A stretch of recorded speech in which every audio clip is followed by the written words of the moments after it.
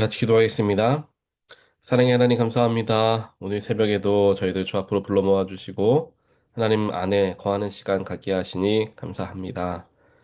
예수님께서 우리를 거느리시고 우리를 인도하시며 삶의 주인이 되어 주시는 또 귀하고 놀라운 마음을 가지고 하나님 저희들 찬양하게 하시니 감사합니다. 하나님과 함께 나아가는 것, 하나님이 이끄시는 삶이라는 것을 늘 저희들 잊지 않게 하시고 주님의 선하심과 인자하심 속에서 저희들도 그를 닮아가고자 애를 쓰는 그런 귀한 삶이 되게 하여 주시옵소서. 때때로 일어나는 수많은 일들로 말미암아 나의 삶에 어려움과 근심과 걱정이 찾아올 때가 있습니다.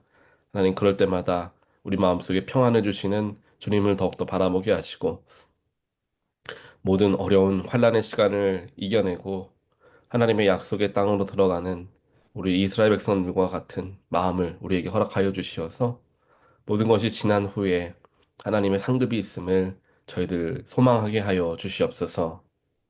오늘도 우리에게 주어진 하나님의 말씀을 듣습니다.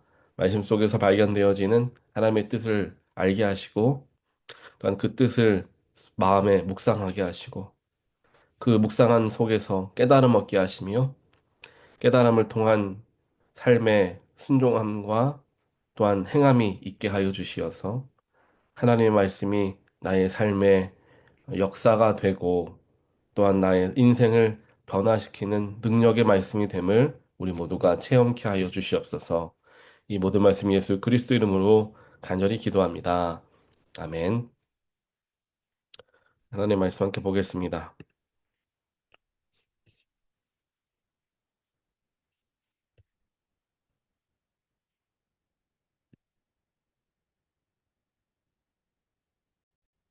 오늘 주신 말씀 민수기 33장 38절부터 말씀입니다.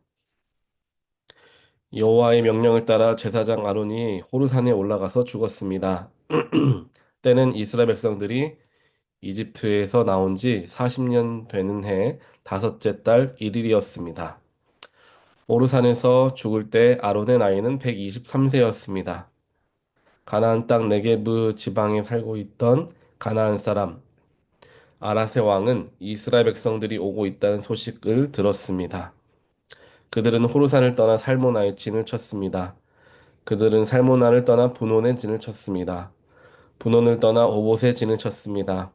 그들은 오봇을 떠나 모압 경계에 있는 이에아 바림에 진을 쳤습니다. 그들은 이에아 바림을 떠나 디본갓에 진을 쳤습니다. 그들은 디본갓을 떠나 알몬디 블라다임에 진을 쳤습니다. 그들은 알몬디 블라다임을 떠나 느보 앞에 있는 아바림 산에 진을 쳤습니다. 그들은 아바림 산을 떠나 요단강 그리고 건너편의 모압 평원에 진을 쳤습니다. 모압 평원에서 그들은 요단강을 따라 벳 여시몬에서부터 아벨 시딤에 이르는 지역에 진을 쳤습니다. 요단강 여리고 건너편의 모압 평원에서 여호와께서 모세에게 말씀하셨습니다. 이스라엘 백성들에게 말해 일러라. 너희가 요단강을 건너서 가나안으로 들어갈 때 그 땅에 살고 있는 모든 사람들을 너희 앞에서 쫓아내라. 그들이 새겨 만든 우상들을 파괴하고 그들이 부어 만든 우상들을 파괴하며 그들의 모든 산당들을 부수라. 그 땅을 차지하고 거기서 살도록 하여라. 이는 내가 그 땅을 너희에게 갖도록 주었기 때문이라. 그 땅을 제비 뽑아 너희 가족별로 나누라. 큰 가족에게는 많이 주고 작은 가족에게는 적게 주라. 각자 제비를 어떻게 뽑든 간에 그 뽑은 대로 땅을 갖게 하라. 이렇게 해서 그 땅을 너희 조상의 지파대로 나누도록 하라. 만약 너희가 그 땅에 살고 있는 사람들을 너희 앞에서 쫓아내지 않으면 그 남은 사람들이 너희 눈에 가시가 되고 너희 옆구리에 바늘이 될 것이다. 그들이 너희가 살게 될 그 땅에서 너희를 괴롭힐 것이다. 그렇게 되면 내가 그들에게 하리라고 생각했던 대로 너희에게 하게 될 것이다. 아멘.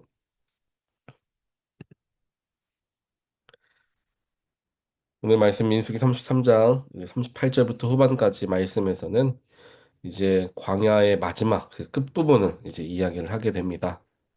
이제 여리고성에 이제 들어가게 되는 이제 첫 번째 여리고성을 만나게 되는 그 요단강을 건너자마자 여리고와 이제 만나게 되잖아요. 그 요단강이 경계선이 됩니다. 광야의 끝과 이제 가나안의 그 시작 부분을 이제 나누게 하는 경계선이 바로 이 요단강이죠. 그래서 이 요단강이라는 것이 굉장히 큰 의미를 가지고 있습니다. 요단강이라는 곳은 뭐 그렇게 큰 넓은 강이 아니라 사람들이 이제 우기가 아닌 경우에는 이제 걸어서 넘을 수도 있을 정도로 이제 물이 얕고 이제 바로 지천에 있는 그러한 강이라는 것이죠. 그래서 만약에 우리가 상상을 해본다면 우리 그 뭐 두만강 같이 우리가 남과 북한에서 이제 올라갈 수 있는 그러한 정도의 강이 되는 것이죠. 근데 그 강 하나에 수많은 것들이 담겨져 있음을 우리가 보게 됩니다. 이 요단강으로 말미암아 가나안과 즉 광야가 나누어지게 되는 거죠. 광야는 어떤 때입니까? 하나님의 시험과 하나님께서 훈련하심과 또한 뜨거운 불에 달구시며 단련하는 장소가 바로 광야입니다. 하지만 가나안은 어떤 곳입니까? 하나님의 축복이 있는 곳, 하나님의 약속하신 곳, 하나님께서 계획하시고 우리를 인도하시는 그러한 곳이라고 우리가 가나안 땅이라는 것을 의미를 이제 해석을 하게 됩니다. 그 고난과 역경과 힘든 훈련의 자리, 또 하나님의 축복의 자리가 정말 요단강이라는 작은 경계선 하나에 이제 맞닿아 있는 거죠. 이 요단강 하나 사이에 이쪽은 힘들고 고난의 길, 또 사망도 있을 수 있고 죽음도 있을 수 있는 곳, 반대편은 축복과 은혜, 감사와 생명이 있는 곳으로 나누어진다는 것입니다. 즉, 이 요단강이라는 것을 건너게 되면 하나님이 약속하신 땅으로, 축복의 땅으로 나아갈 수가 있게 되는 것이죠.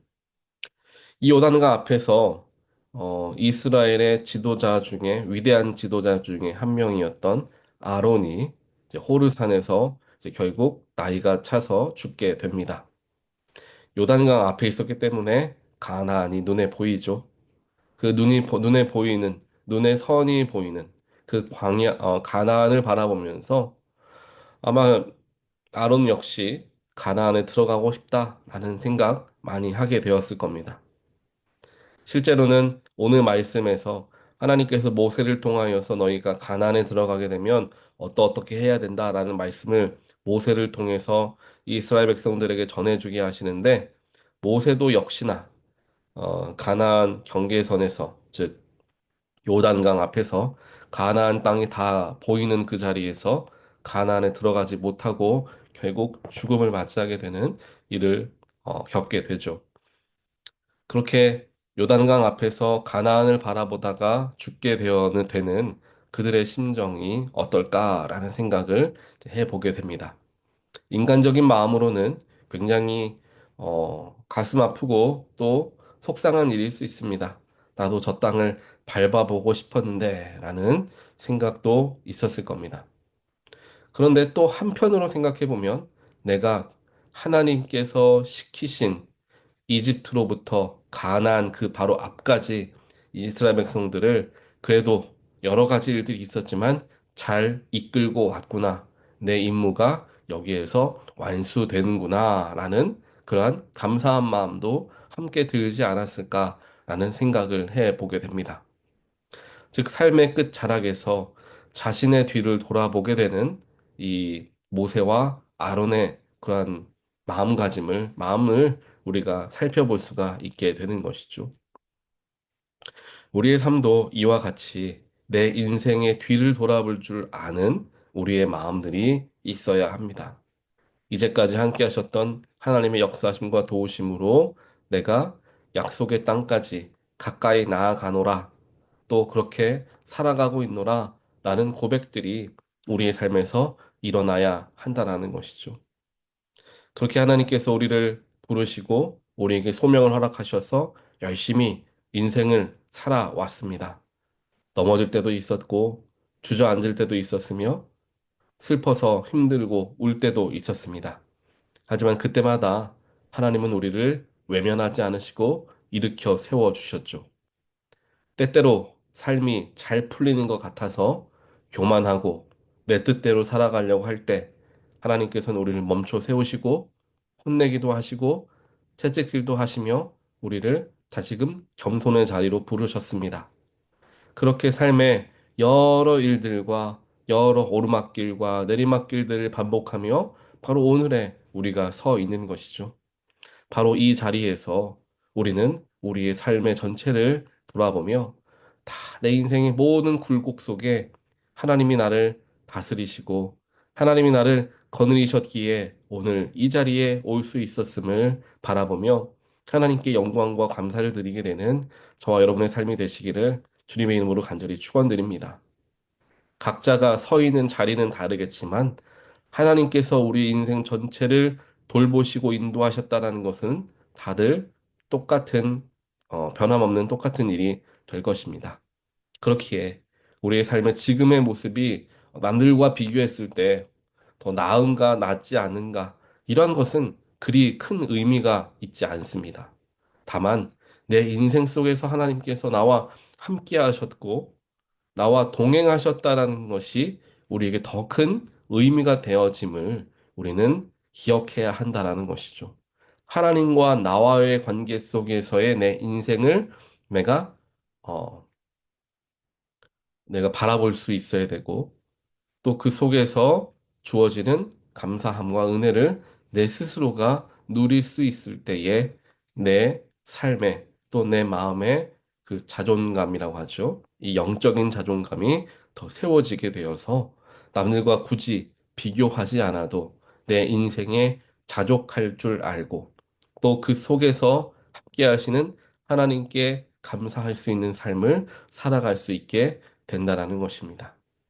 그래서 아마 뭐 아론과 모세도 역시 이와 같은 모습을 보이지 않았을까라는 생각을 해봅니다.